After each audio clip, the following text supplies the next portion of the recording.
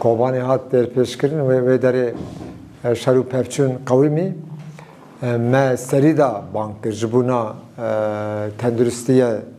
me serida bankir me lezgini bankir me go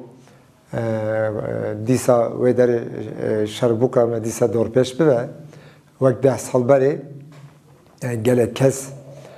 ji bê tenduristiye ji bê alîkar ev ê jiyana xwe dest bide gelek kes nexweş bibe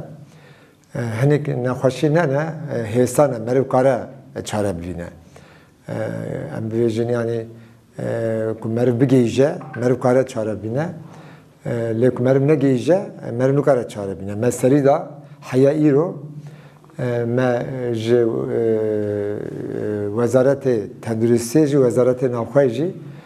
navenda me bibêjin odê bijîşkên Tirkiye serî lê da wan got em dinirxînin yanî me destur xwest yanî me got bira destur bidin me em wisa tîmek taybet bijîşk û ketkarê tenduristiyê em biçin wê derê rewş çi ye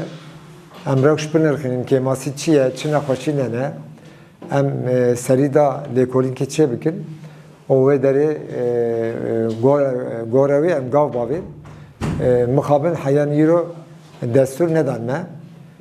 gelek bijîşk li me digarin gelek em bibêjin ketkarê tenduristî li me digarin dibêjin em bi dilxwazî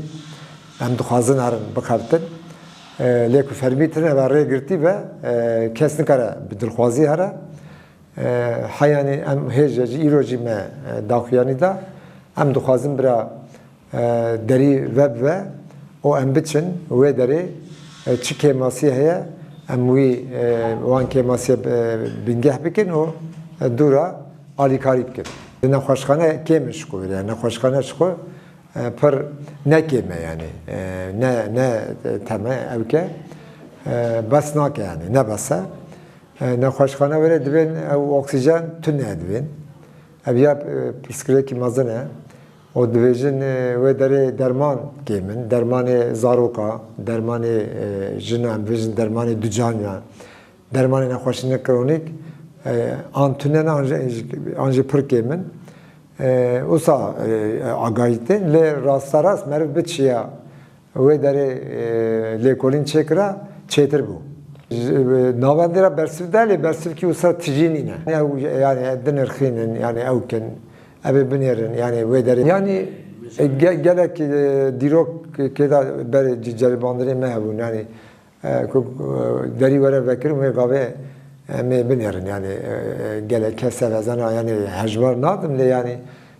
gelek kes dilxwaz hene yani ev sabir.